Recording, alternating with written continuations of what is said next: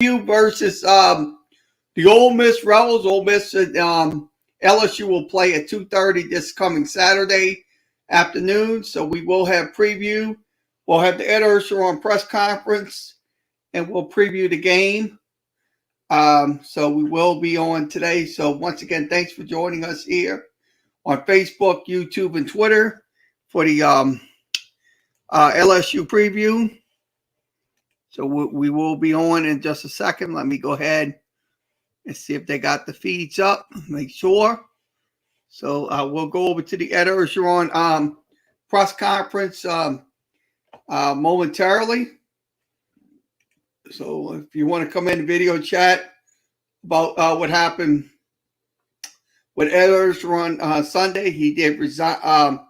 He is leaving LSU after a few years with him. So let's go ahead and go over to the Ed Orgeron press conference. Let's do that.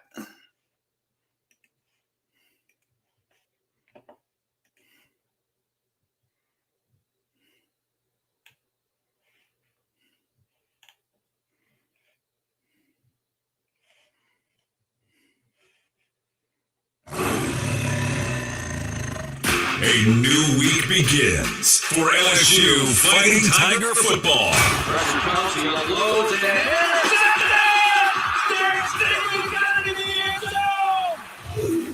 This is the Coach O press conference. We look forward to seeing our guys today and tell them through Monday. Get back to playing LSU solid football. Coming up, Coach O sets the tone for this week. But first, from inside the Capital One Studios on the campus of LSU, here is former Tiger Gordy Rush and the voice of your Fighting Tigers, Chris Blair. Welcome in once again, Tiger fans, for the Coach O press conference here on this Monday. Tigers coming off a tough loss on the road in Lexington this past Saturday. They fall 42-21 to the now 6-0, number 11th ranked Kentucky Wildcats. Tigers now 3-3, 1-2 in SEC play. The road does not get easier. They do come back home this Saturday. They'll take on the Florida Gators, who are 4-2 overall, 2-2 in SEC play. Kickoff just after 11 a.m.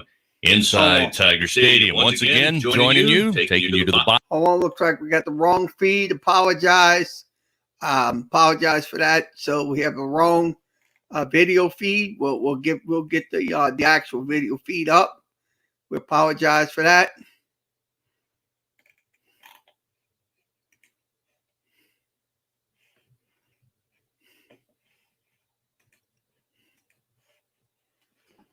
We had the wrong feed.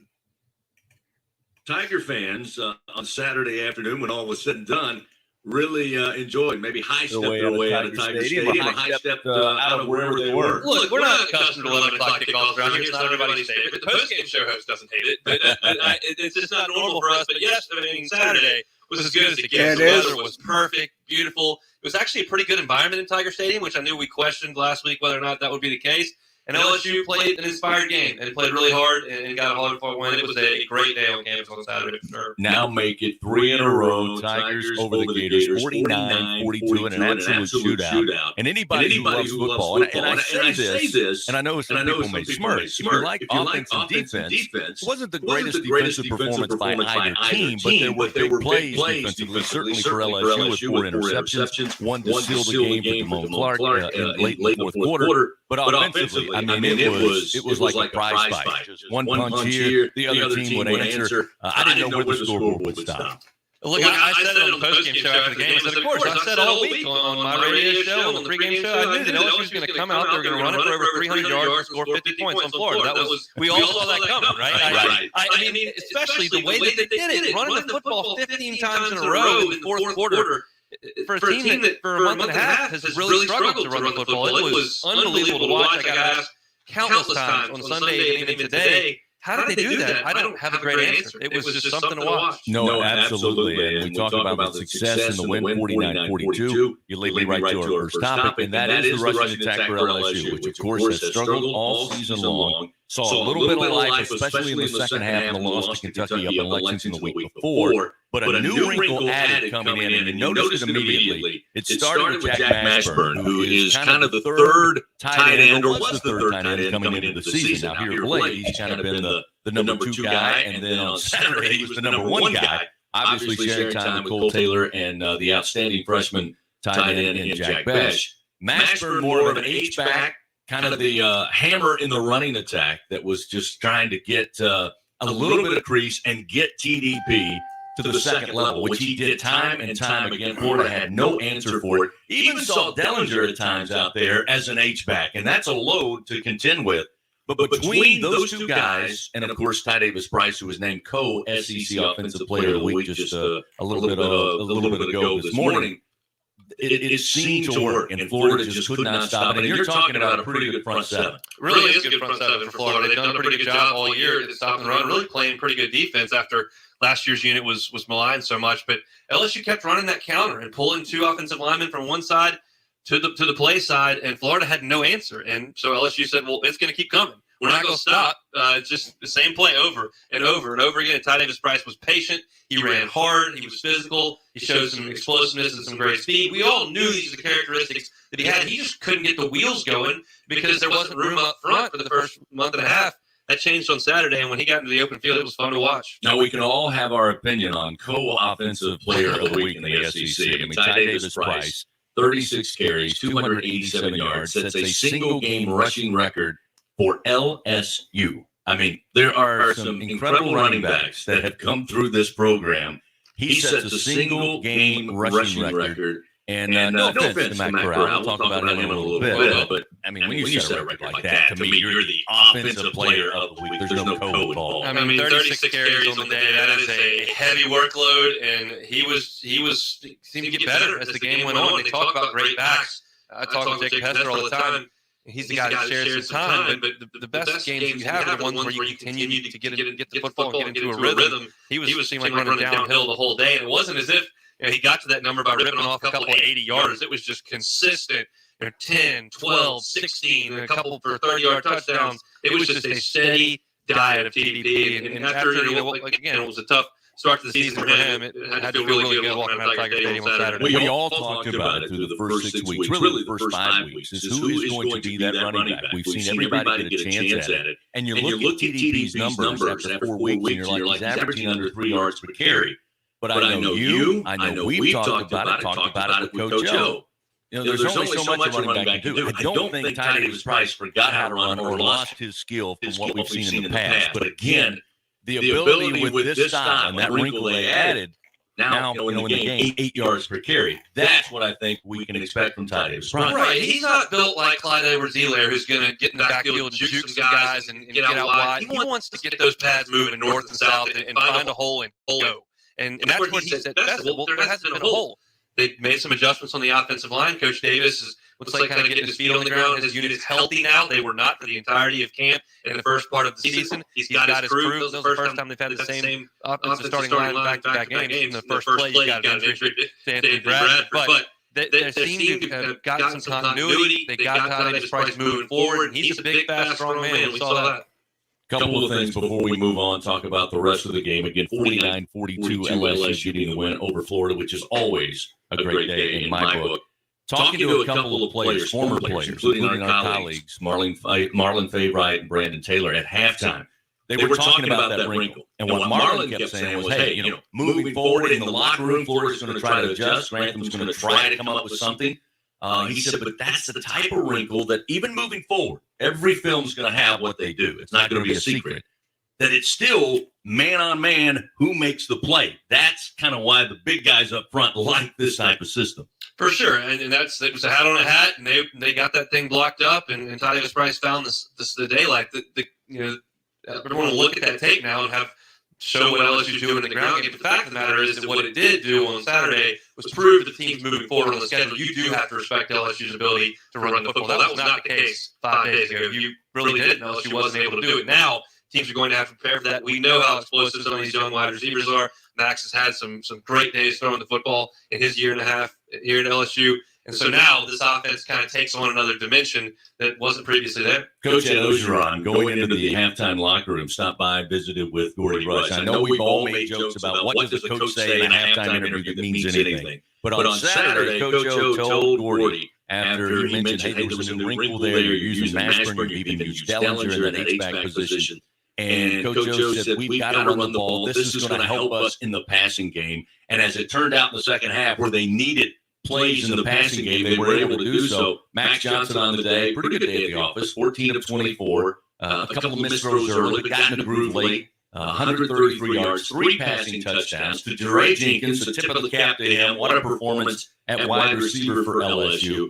But I remember about midway through the third quarter, what Coach O said, Jay Peets, great call from the booth. The guys were getting the runs, and Florida looked all out of sorts. And when they went to the air, all you had to do was throw it and catch it, and LSU did. 4th and 1 down there near the goal line, and LSU been running the ball so successfully for the entirety of the day. They run the play action, and if you freeze it on the tape, 3 Florida defenders are unblocked in the backfield, but they can't see the ball because Max has used the play fake. They crash down on the run play. Max spins out beautifully. Jenkins is right there. He hits him for the touchdown. That's, again, what we're talking about, that second dimension. And now you got to honor both. Yeah, we talked and laughed afterwards on the radio that it seemed like that Florida, hey, tackle Ty Davis-Price. They're at the 1 yard line, and for the guys who were on the backside of the play who didn't know where the ball was, everybody else was going after the fake. It was a great job by Max, great play call, and again, beautiful pass to Jenkins, just going in, threw it right on him at the 5, full momentum, no way he's not getting to the end zone. 49-42, it was a thriller at Tiger Stadium. We're going to take a break. Coming up, we'll set our sights on Ole Miss coming up this weekend on the road, another battle that could be and could need a high-scoring affair for this LSU offense. But obviously, real quick, Hunt, yesterday it was announced by LSU Athletics that Coach Ed Ogeron would finish out the 2021 season, then they would part ways. Last night, a joint press conference, I think the benefit of that is that now there are no more questions. Everybody knows what they need to do. Coach O is an alpha competitor. He's going to want to win every time he goes out there.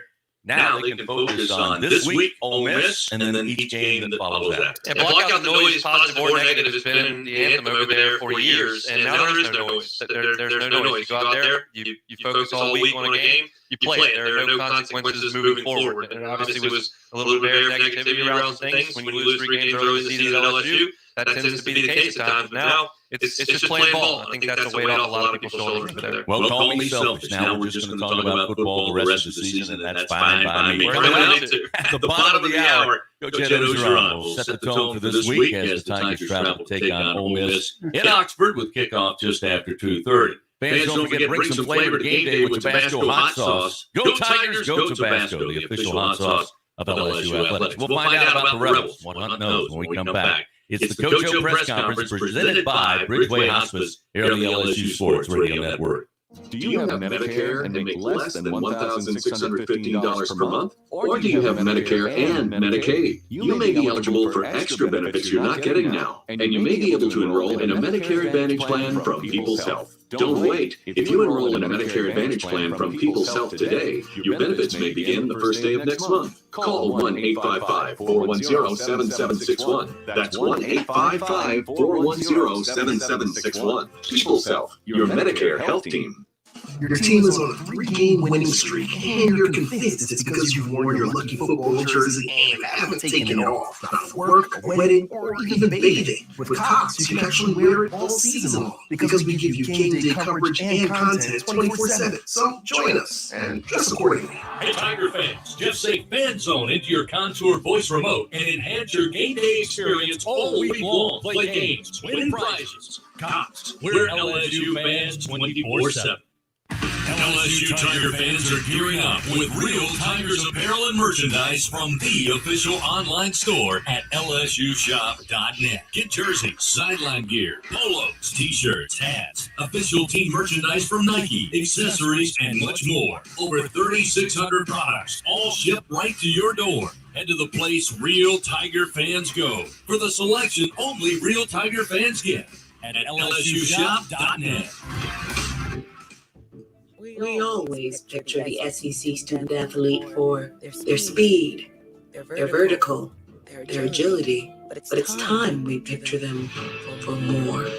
for their campus voice, their community outreach, and for the simple fact that 20 years later, they're still someone's pride and joy. More than students, more than athletes. In the SEC, it just means more. Leading you up to this week's Coach O press conference. Here again are Gordy Rush and Chris Blair.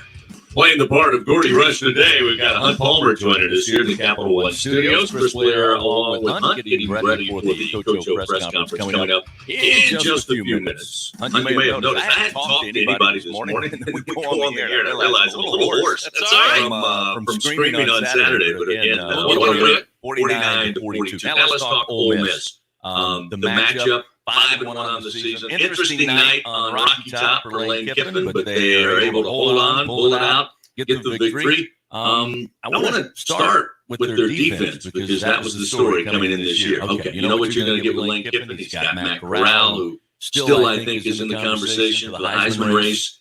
He's got weapons around him.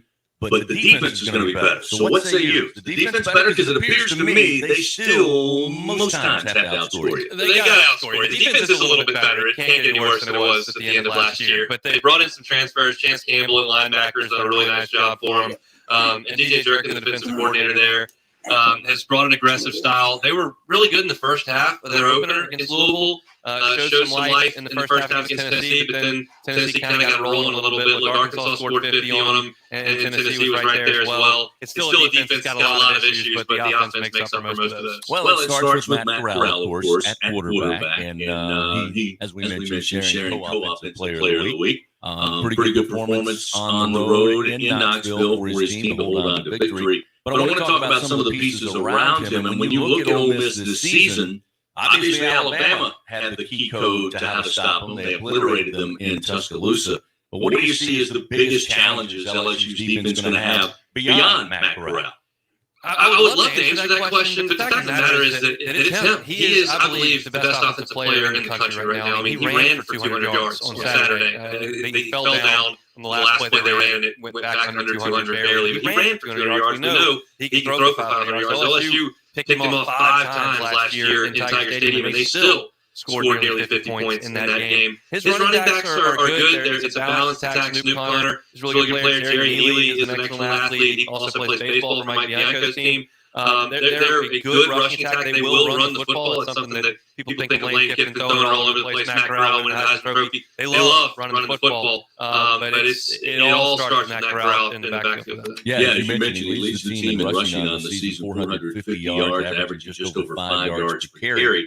Now, with Dan Mullen last week, it seems like more times than not, he's going to try to outthink you, and you expect him to come running with the leading rushing offense in the SEC. But nope, he's going to have his quarterback sit back there and throw it, and they throw 4 picks on the day. I don't get the sense, watching Lane Kiffin, he pretty much says, these are our weapons, and this is what we're going to do. Now stop us. And we're going to move fast. I mean, they're going to run up tempo. They're going to go. They put full trust in Matt Corral. Now, at times, they get a little too aggressive. Talking about, going for it on 4th down a bunch of times against Alabama. He's got to cool that a little bit, but man, he's got some real weapons in Oxford. Ole Miss obviously a much more challenging passing attack. But real quick before we head to Coach O, what did you think about the LSU secondary? And again, not being able to substitute a lot with an Ole Miss team that's going to put their foot on the gas. Overall, how do you feel like coming out of Saturday's game and the challenge they'll have Saturday? They made some plays, and that's what they did against this Ole Miss team last year. Dwight McLaughlin, obviously, with deep play to start the second half of the pick 6, but Corey Raymond's moving a lot of pieces around out there without his starting safety and his 2 corners. But I thought the guys they plugged in made some plays. They were opportunistic and did enough to get the win. So they'll have a week now to continue to practice, to work into those new spots, and hopefully they're ready to go, because Ole Miss is going to be fast and furious on Saturday afternoon in Ball Hemingway. What do you think about Sage Ryan in his debut? He made some contributions there early, which was great to see. He's a good tackler, and he'll continue to get better. He's obviously dealing with an injury to start things off, and is due to this speed of this game, but I think he's going to do a really good job and have a really bright future. His time is now. Let's talk about what LSU offensively, again, coming off a great performance running the football. Adding a few wrinkles, doing it a little bit differently, and finding success. You mentioned the health of the offensive line. How do you try to attack this Ole Miss defense? They hit hard. If they get to you and they're in position, they will hit hard. but maybe you just miss them and have a field day. Arkansas did a lot on the ground to him. KJ Jefferson is not the most accomplished passer in the league, but they got real physical and ran it down Ole Miss's throat for much of that game. Tennessee did a little bit more and then hooked through the air. So it's this Ole Miss defense is vulnerable in a number of ways. LSU now with the added dimension of the running game, I think that's an easier way to move the ball down the field if you can get behind those big offensive line with that tailback and move it forward. And that's where I think LSU starts on Saturday. For the most part, Max Johnson, I thought, did an excellent job, especially as the game moved forward, of getting the play, snapping the football, knowing what he was going to do with it, and delivering the football, throwing the football without holding it too long.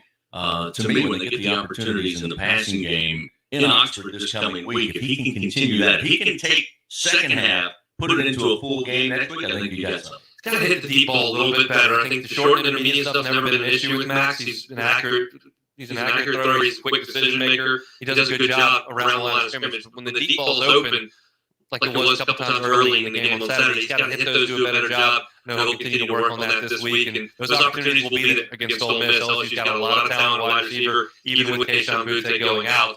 Those guys have an opportunity to make some huge plays. I thought Malik Neighbors made his biggest contribution on Saturday. I think that's going to continue. He was a star in August when we would go out there and watch him in practice. So Max got some weapons still, and he's got to get the ball to him. What do you think about when a team runs tempo and a player lays down? We're going to address that. That happened quite often. All right, Ole Miss going to host LSU. Right now we're headed to head coach Ed Orgeron with his press conference. Coach Monday. Really pleased with our victory over Florida. Really pleased with all the players that stepped up, brought some tremendous energy to our practice. I'm pleased with the coaching staff. They fought together. It was a hard-fought victory. We're going to enjoy this today. We're 25 rule. Plus lower turnover margin. On offense, great play by the offensive line. I think they're the most, I know they're the most improved unit on our football team. Tyron Davis Price for 287 yards. What a tremendous night. Ran the ball hard. No turnovers on offense. On defense, 4 interceptions. Scored on a big turnover. And held them to 136 yards, almost half of the yards they were giving up rushing. Glenn Logan helped us in the middle. I thought Neil Farrell had his best game as a Tiger. And on special team, we blocked an extra point. A lot of good things showed. And the team meeting today, we're going to celebrate the victory, and then we have to move on to Ole Miss. Talk about Ole Miss a little bit. As far as Lane, I think that Lane is, if not the best play caller in the country, one of the top 3 best play callers in the country. He has an outstanding football mind. He's doing a great job at Ole Miss. I'm very happy for him. I know that he's a fighter, and he comes from a football family. I know he's going to have to see ready to play. Matt Corral, one of the top players in the country. He's very fast. Can run the football, throw the football. The thing about you can see Matt Corral plays with his heart, plays with character. And he's very tough. They have the 3rd ranked offense in the country. They're very hard to stop. Any questions? Yeah, I think there was a report that came out this morning that Coy Ward has entered the transfer portal. Is that something you can confirm? And I also have just a quick follow-up. Yeah, I have not talked to Coy. And if he has entered the transfer portal, I don't know anything about it. Okay, and then there was also some news this morning that it sounds like Matt Corral was pretty beaten up in that last game against Tennessee. Coach Kiffin doesn't know if he's going to be ready to play this week. Could you just talk about their quarterback room as a whole, and you guys know about their backups as well? Well, we just started, looking at them. Obviously, we just started studying Ole Miss. I've been looking at Matt Corral all morning, and we're expecting him to play. But we're going to study a second team quarterback. But knowing Matt and knowing Coach Kiffin, he's kind of throwing this a smoke screen. And so, hey, Ed, this is Scott Rappeley. Obviously, Tight End Express has played great these last 2 weeks, but 58 carries total. Are you eager to get someone else a little more involved in the running game because of that? And if so, might that be? Yes, we'd love that. We'd love to. But you know what? Ty was doing such a good job that we wanted to give him the football. He kept on coming up the field coach, give me the ball. Give me the ball. So I go get it. And we'd like to get the young guys in. Corey Condon would like to get Amani in. get them some reps, get those guys some repetitions, and get them some snaps. But as long as Ty's running like he is, we're going to give him the ball anytime he can handle it. Hey, Coach, good morning. I want to ask you about Jeray Jenkins. I know you've recruited this country coast to coast. How many players have you got at Gina, Louisiana? Just would talk about his big performance. Very proud of Jeray. Very proud of Jeray. Several times I've named him team captain. He's a leader for us. Come from Gina, obviously went through a huge hardship right when he got here, overcame it. His family's proud of him. His high school coach is proud of him. The whole town of Gina's proud of him. He's an excellent young man. Big time game. He made some big plays in a big time game. I'm proud of him. And I'm glad that he stuck with it. There were some times where some freshmen were getting maybe more balls than he was. He never said nothing. He kept on working. Ultimate team player. And can I ask you about the touchdown on fourth down? Max seemed to do an amazing job of body control with like a 360 and then through the touchdown. There was two guys on the bottom. They were coming. They were blitzing. And they were going to say everything we got to throw. It was a great call by Jay Peace and an excellent play by Max by keeping his balance and getting through the ball. Hey, Coach Joe, Carl Gill, Fox 8 Norms here. I know yesterday or last night you told us you talked to two recruits yesterday. This morning you lost a significant recruit in the New Orleans area. What was the message to recruits going forward with the early signing day right around the corner? Well, I'm going to continue to recruit for LSU. And just because I'm not going to be here, LSU hasn't changed. They've got a great school and a great tradition. From the state of Louisiana, it's a big plus for you to come to school at LSU. A lot of great players before have come to LSU and had a lot of success. So I'm going to continue to sell LSU. And sort of gone over it a lot, I guess, like the offensive line. I mean, most of the improved positions, but just how does this change really so fast? Well, I think you're seeing it, Wilson, as fast, okay? But I've seen it in practice in little increments. And ever since Coach Davis has come, and I know what he's trying to teach him, and I know the difference between him and Coach Gray. I can notice the difference, and it just took a little while for our guys to get used to. But I know what you're saying, that now we're running the ball at a much better pace right now. But I've seen little increments in practice. Like it's a bump combo. Guys are getting on the ball and attacking guys off the football. And now he's put it all together. And finally, we're all healthy. I think you see the combination of, I think Coach is a great coach. And we got some good players believing in his scheme, and they're healthy. And do you remember when you first met Lane Kiffin in your career? And how was your relationship with him evolve from being a co-worker to your boss, and now, I guess, a rival on the field? I remember I'm with Pete Carroll, and he asked me a question. He says, Eddie, I can hire an older, experienced coach, or I can hire a young, go-get-it coach that I think can help us in recruiting. I said, well, why don't we get a guy that can help us in recruiting? And it was Lane Kiffin. He was a young coach at Colorado State with Sonny Lubick, I do believe, which is Monty Kiffin's son. And Monty and Lane are best friends. And I remember sitting in the recruiting meeting. I was a recruiting coordinator, and we were evaluating some talent. And I liked the guy, and Lane did. And you know what? He was right. And he earned my respect. From day one. Lane and I became very close, me being a recruiting coordinator. He was an out-of-state recruiter. He brought in some tremendous, in fact, he taught us how to recruit out of state at USC. He brought in a lot of number one draft picks. He recruited every day he could. He was on the road 7 days a week, working from Florida to New York. I think the guy is a tireless recruiter. He's a great recruiter, and he's a great evaluator of talent. Hey, Coach, Julia Van from The Advocate. I just wanted to ask about recruiting again. What are you telling these recruits when it comes to like them being really sold on you being their head coach? And I know recruiting is a lot about relationships. Yeah, you know what? This, that I can't change, obviously. But I do know that, like I said, there's a lot of things LSU can sell. There's LSU, you come to LSU, you're going to get a great education, you're going to network, none of that's going to change. You have a chance to play in the SEC, none of that changes. you're going to come here and compete against some of the best players in the country. So none of that changes. Hey, good morning, Coach. I got two questions. One, I'll start with the late one. What is that relationship like? You're a little older than him. Yeah. Is it a big brother, little brother? You know, like good dealing, fun? Because it does seem like a fun guy. Yeah, sometimes it's like that. Sometimes it's like best friends. Sometimes it's coach to coach. It all depends.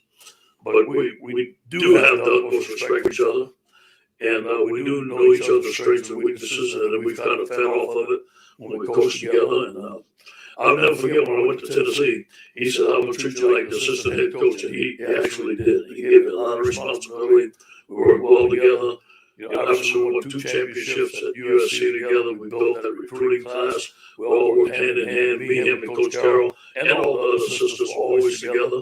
So we got to know each other very well.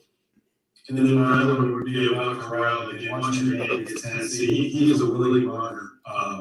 A lot more physical, I guess, than I would expect that position with what they want to do. Could you speak to that aspect of his game? Yeah, he ran a 21 flat, 200 meters. Fast, strong. He's competitive. And he feeds off the energy of the game. And the quarterback draws, the quarterback runs, and him just extending plays with his feet. He's going to fight, push, get to the goal line, whatever it takes. He's a tremendous competitor. I believe if he's not the best player in the country, one of the best players in the country. Hey, Coach, Shea Dixon here. When you face an offense like Ole Miss and your game plan, guys overall, does it shift any? Is there sort of mentality to play keep away or run the football, or is it just kind of stick to what you do? Well, if you play keep away, you might not score as many points as you need to play. That's got to come into play. And there's going to have to be some ball control. If he goes fast every down. And our defense is going to have to substitute. If he's scoring at a high rate, there's going to have to be some ball control to give our defense a break. But if he's scoring at a high rate, that means we have to score at a high rate. It all depends on how the game goes.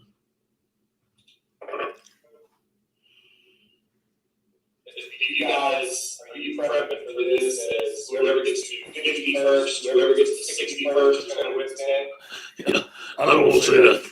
No, it all depends. We'll see. Hopefully we play better defense than that. Mm-hmm.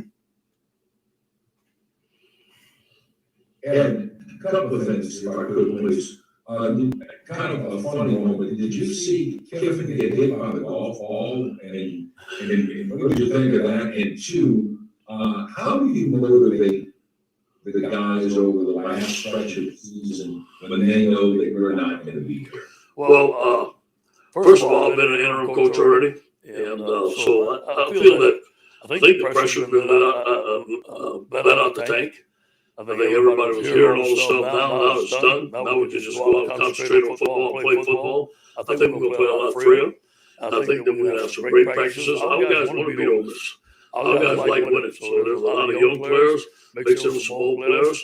So I think that we're going to practice very well. And we know that Ole Miss presents a challenge. Everybody sees it on TV. Everybody sees the offense. So we're going to step up to the plate as a challenge. I did not see the actual golf ball being thrown at or him being hit. I heard about it, but I don't believe in that. Hey, Coach, last year it took a Herculean effort basically from Keyshawn and Max to outdo what they delivered out in that offense. So this year, the offense is finally finding it right to get a new groove. How do you feel about the ability to keep pace with them going into Saturday? Well, I do believe that they're going to present a challenge. We have to play better defense than we did last year, but the interceptions and the turnovers that we had last year helped us. I don't believe when you go against Lane that field goals are going to help you much. Although we have the best field goal kicker, in my opinion, in the country. I think anytime that you get in scoring territory, you have to go down. You have to go for it on 4th down like we did last year to score as many points as we can. And then how do you do the balance between ball control and not settling and playing keep away? Yeah, it all depends on the course of the game. If our defense is tired and we need a break, we're going to have to go ball control. But if they're scoring at a rapid pace and we got to score at a rapid pace to keep up with them, we're going to have to do that. It all depends on the pace of the game. today. He talked about the offensive line being healthy, which was the case in Hines, and also Anthony Bradford got moved up early. Yeah. And also had Roland Martinez to play when he got to play a lot. Yeah, Anthony's fine. Anthony's fine. I thought we would have to get half the team to pick him up off the field. He's so heavy, and I tease him all the time. I love Anthony. Coach recruited him from Michigan. He's a great young man, and he's playing very good right now. But he's fine. He can play. Roland Martinez played very well for his first time out. I was very proud of him, the way he played. Chasson Hines is questionable right now. We're doing some more research, getting more tests. I don't know if he's going to be available this week. Right now, it's questionable. Thanks. Hey, Coach, this is Josh Sidman with Louisiana Football. Did Coach Walk, Coach Walk talk to Ty Davis-Price after the game this week about his accomplishment? I know Coach Walk was on the 97 squad that beat Florida, and then now Ty being on his squad, that was also such a heavy underdog against that Florida squad, and his accomplishment breaking the single game rushing record. Hey, you know what? That's a great comparison. And I think that's very good on your part, Josh. In fact, Kevin had given me the cover of Sports Illustrated when he ran all over the games. So I think that's a great comparison. I didn't even think of it. I'm sure they talked. Kevin's very close to his players. I'm sure they talk. I don't know for sure they talk, but I'm sure they have. Hey, Coach, Steve Moulton at WCCN. I've got a couple, if I could, please, sir. You mentioned Neil on how well he played along the line. What impressed you most on what you saw in that game Saturday?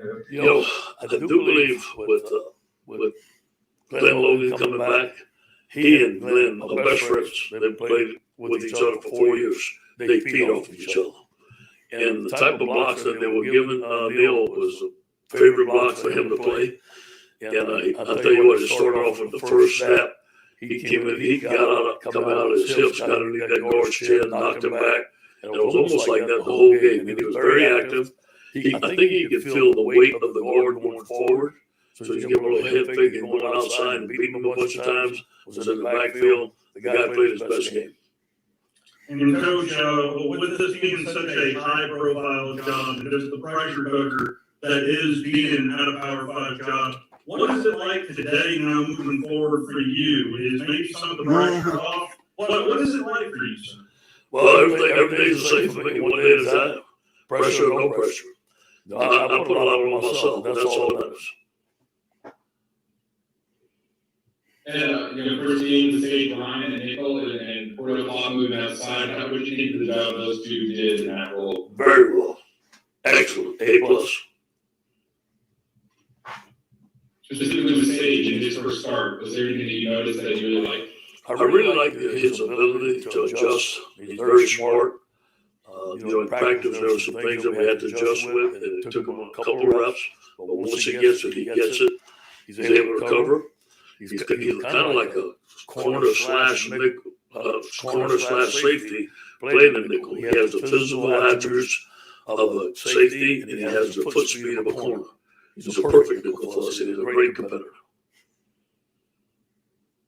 Hey, trying to piggyback off Steve's question, you mentioned pressure being a bit off you with this team. Has that changed at all how your mindset approaching these games, or how you're approaching this mentally going into the year? Let me clarify. Steve mentioned the pressure. I didn't agree to that. And, just living one day at a time. That's how I'm going to live the rest of my life. But you know what? I do believe it gives the team some clarity that, okay, it's done now. We understand. I talk to the team. Now nobody has to talk about that no more. We don't have to listen to that no more. Now we know what's ahead of us. And now the focus can be on Ole Miss. The focus can be on football. And really the focus has always been and should be here on our players. I want the best of our football players. So if all that happened yesterday helps our players, I think it's great.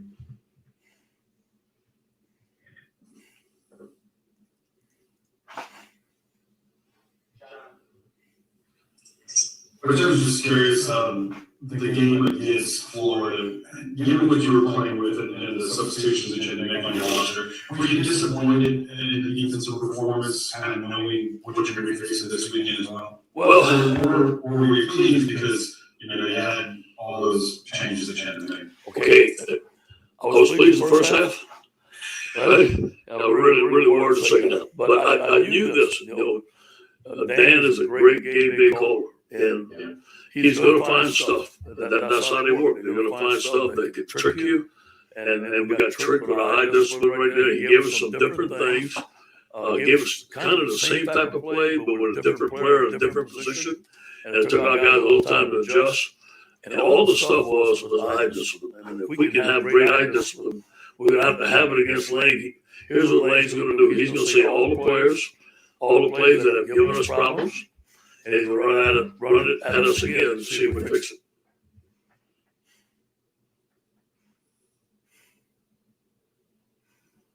Hey, Coach Matthew Roger here for 24/7 Sports. You were obviously big game stepping up for the game, Andre Anthony. Just what did you see from his performance specifically? When you off the ball and to the quarter? Great rush on the edge. He beat the guy outside one time, inside the next time. And I thought he and Sony played pretty good on the edge with the quarterback. For the most part, we made a couple of mistakes, but that was a good athlete in space right there. I thought they held the quarterback in check.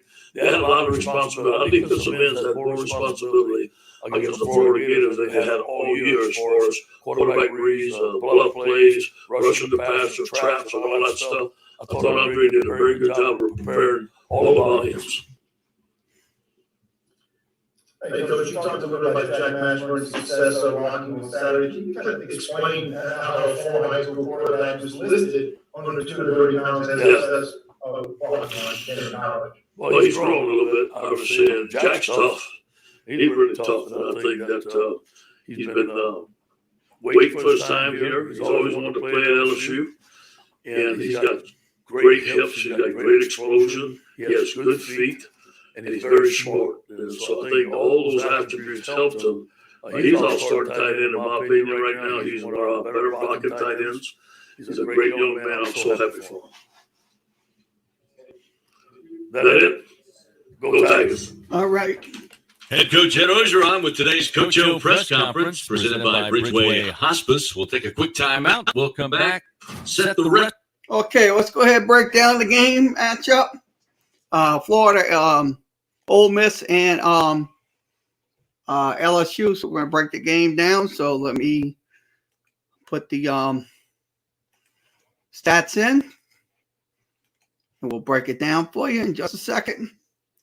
So we're going to switch over to the Ole Miss Rebels page. And I'll have the LSU page up there as well.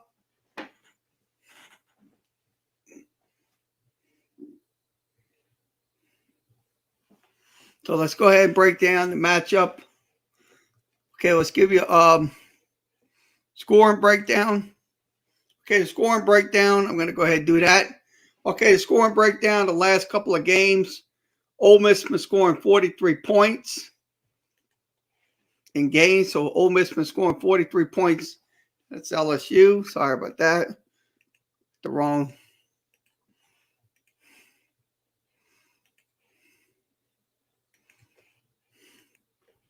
Yep, been scoring 43 points.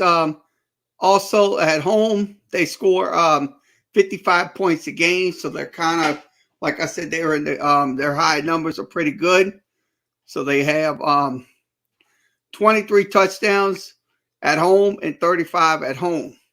So that's what they have, 35 at home and 23 at home. So let's give you their total offensive numbers. We'll go through the total offensive numbers. Ole Miss puts up 363 yards. No, let's see. Puts up 553 yards a game. And also at home, they put up 649 yards a game. So that's what they put up in the matchup between Ole Miss and LSU. So that's what they're coming in to this weekend's game.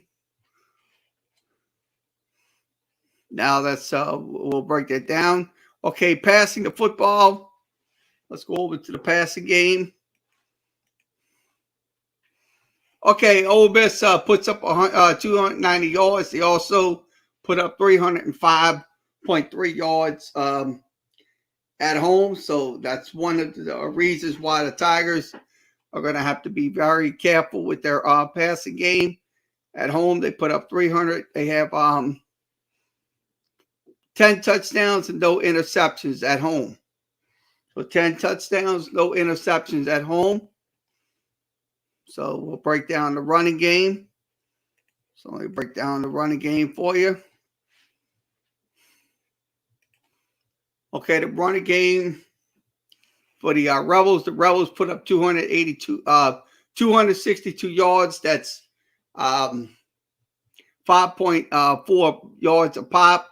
They also put up 344 yards, 12 touchdowns, and an average of 6.7. So that's in their game versus LSU.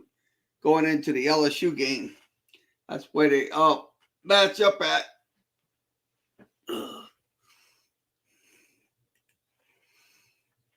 Okay, the running game. So let's go over to the wide receiver core. Okay, we're going to go to the wide receiver core. We'll break down the wide receiver core. Okay, the wide receiver core puts up 290 yards. Again, they also put up 305 on at home. So that's the wide receivers for the Ole Miss Rebels.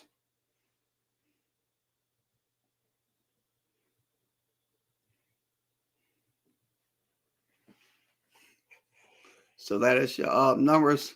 Let's go ahead and give you down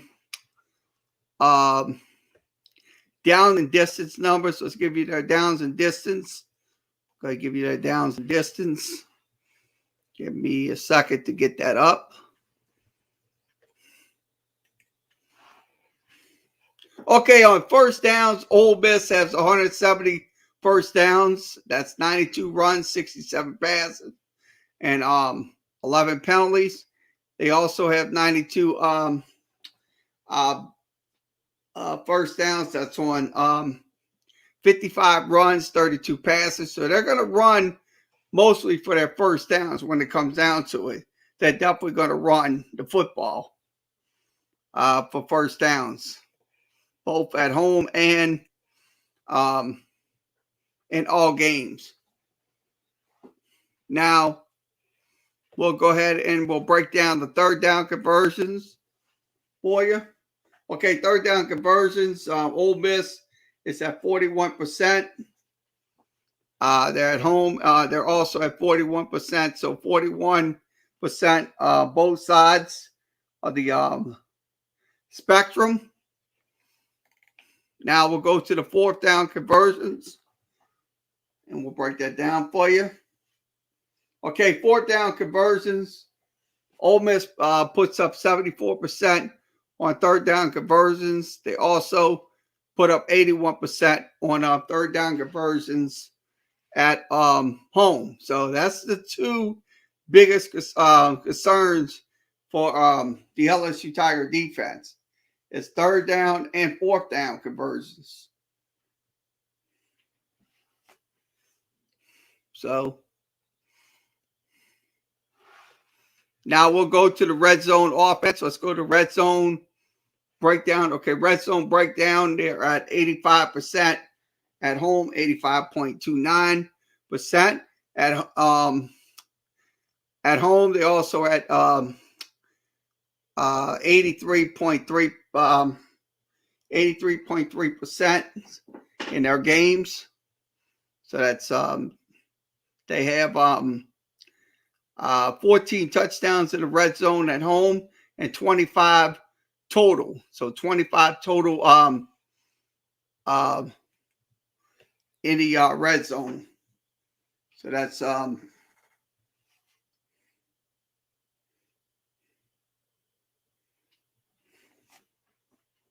so like I said, this is going to be a very complex football team with Ole Miss. So let's go ahead and give you the quarterback situation. We're going to go ahead and do that. Matt Corral. Matt Corral's got 288 yards. He has 14 touchdowns. He has 1 interception in the game. So he has 1 interception. That's for 288 yards. Now, their running game. Okay, they have Corral. Corral's at 450 yards rushing on 5.1 average. Also, Henry Parrish is another guy. Puts up 5.86. And then you got Snoop Connors as one of their running backs as well. Jarrell Early is another guy that puts up 223 yards. That's an average of 4.74 yards. And John Ray Plumlee is the wide receiver. He also has 7 carries for 80 yards. So that's going to be the keys right there, stopping the Ole Miss run, because they can run the ball. Matt Corral, sure, he can throw the ball deep downfield and stuff like that, but he also can run the football as well. So the biggest concern is stopping Matt Corral, because he's a multiple flex dual threat quarterback when it comes down to it. Now, the wide receivers. Let's give you the wide receivers. Okay, the wide receivers, you got Drummonds. Drummonds just got 28 catches for 18.7 yards an average. Also, you got Sanders. Sanders has got 23 yards for a catch. And then Mingo, 19 yards a catch. And then you got Parrish, 7 yards a catch. And then you got Rogers, 10 yards a catch. So their wide receiver core is very outstanding wide receiver core for the Ole Miss Rebels. So I say this. We have to also stop their wide receiver core as well when it comes down to it, because they could be a big they can make big plays when it comes down to it.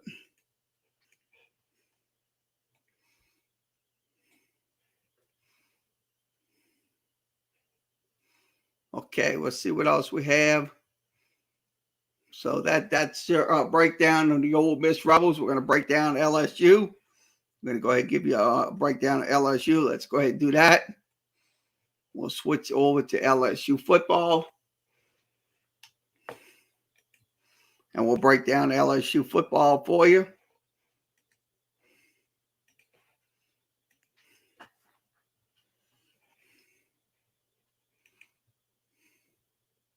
Okay, let's give you the numbers on LSU.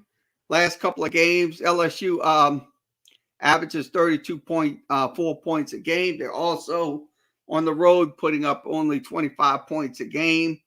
That's in, they have 10 touchdowns, 2 field goals. That's 10 touchdowns, 2 field goals for the LSU Tigers. So that's the scoring offense. Let's go over to the total offense.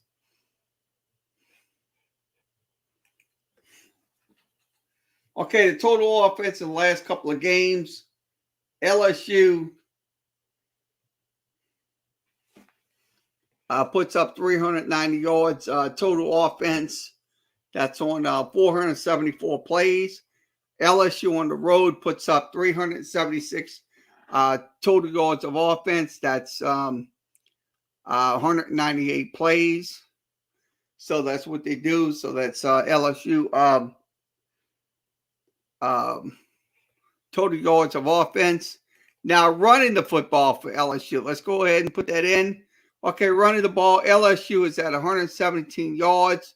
They were at 83 yards a couple of games ago. Now they're up to 117 yards. They run the ball for 86 yards on the road. They only have 2 touchdowns. So that's the only big victory for LSU's running game. Now the passing game. Let's go over to the passing game. Let's give you the passing game. Okay, the passing game, LSU puts up 272.7 yards a game, but on the road, they put up 290 yards a game. That's 8 touchdowns and 2 interceptions. Also, they have 20 touchdowns and 4 interceptions in games, passing the football.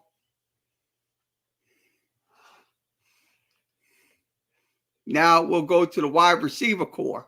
Okay, the LSU wide receiver core, let's give you those numbers. Okay, wide receiver core puts up 272 yards. They also put up 290 yards. They have 8 touchdowns as a wide receiver core. They're averaging 13.4 yards a pop with their wide receivers.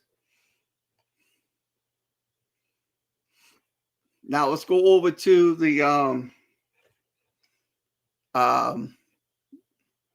downs and distance. Let's break those down for you. Okay, downs and distance. LSU has 142 first downs.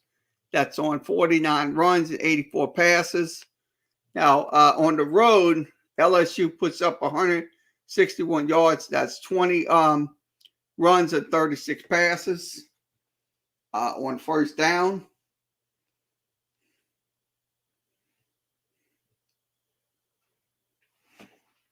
Now we'll go to the third down conversions. Okay, third down conversions, LSU is at 39.5%.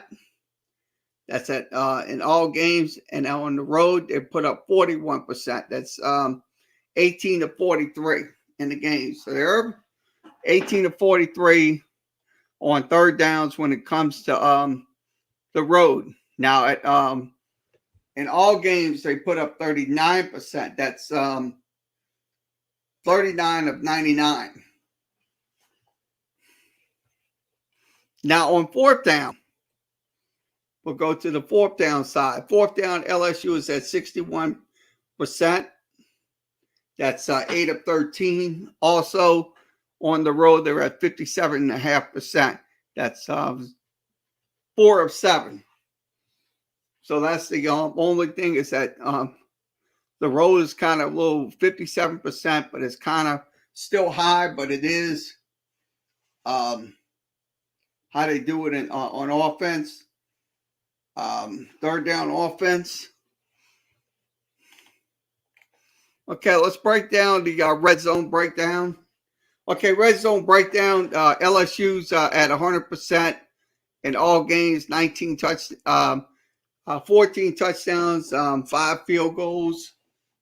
Now on the road, LSU is at 100% once again in the red zone. They have 6 touchdowns, 6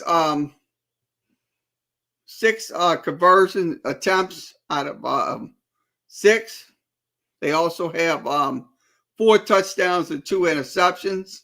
That's good for 33% in games. So that's like I said, that's the LSU offense that we just broke down for you. So let's go ahead and give you the defensive side of the football. I'm about to give you the defensive side of the football. We're going to break down the defensive side of the football. LSU on defense gives up 28 points. They also give up 35 points at on the road. So that's kind of a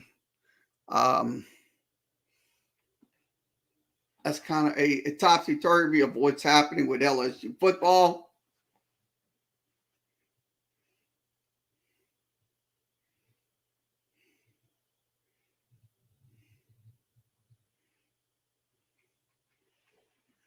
Okay, let's go over to the total defense. I'm going to go over to total defense. Okay, we'll give you a total defensive split. Okay, LSU total defense gives up 399 yards a game. and also gives up 477 yards on the road. So that's how they measure it with the total defense. So, like I said, when you give up 477 yards on the road, that's kind of a red flag when it comes down to it. Now, let's go to the passing game. Let's give you passing defensive numbers. Go ahead and give you passing defensive numbers. Okay, LSU gives up 247 yards passing. They also give up 258 yards passing in games. That's 9 touchdowns, 2 interceptions. On the road, LSU in all games, 17 touchdowns and 7 interceptions in games. Now, that's on pass defense. Now, let's go to the run defense. Give you a breakdown on that. Okay, run defense, LSU only gives up 151 yards, but also on the road, they give up 218.3 yards a game. That's on the road. For the run defense. Now, let's give you the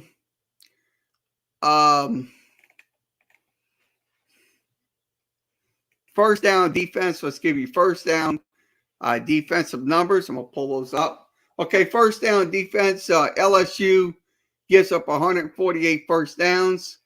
That's 81 passes and 60 runs against the defense. Now, they only give up 72 first downs on defense with 38 runs and 32 passes attempts from the opposing teams.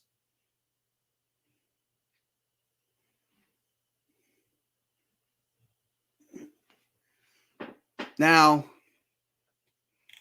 we'll give you the third down defense. I'm going to go ahead and give you the third down defense. Okay, third down defense.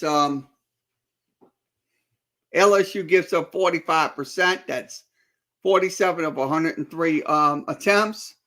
Now, LSU also gives up 55% on third down conversions. That's 21 of 38. That's on the road. Now, let's go over to the fourth down conversions.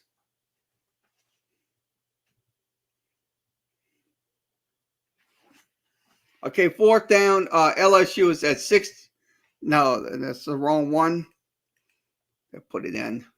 LSU is at 62% on third downs given up by the defense. That's 5 of 8. Also, LSU, LSU on the road is at 100%. That's on fourth down defense on the road. Now, that's 1 out of 1 in games. Now, the red zone defense. Okay, red zone defense, they're at 90%. They have 18 of 20 scores. Now, on the road, they're at 84%, 13 of 11 scores. They give up 10 touchdowns and 1 interception in the red zone on defense. Now, LSU in all games gives up 17 touchdowns and 1 field goal. That's in the red zone area. So, like I said, giving up 17 touchdowns in the red zone. That's an absolute red flag for the LSU defense. They're going to have to, like I said, Ole Miss is going to push the issue. That's what they're going to do. They're definitely going to push the issue. I mean, if you don't watch it, because they can come in and they can score at any time. So that's one thing you have to be relatively concerned about. It's those red zone defenses, red zone offenses giving up those scores. in games. So my advice to the defense is just don't give up those red zone touchdowns, because Corral will give up those red zone touchdowns. Will score on red zones.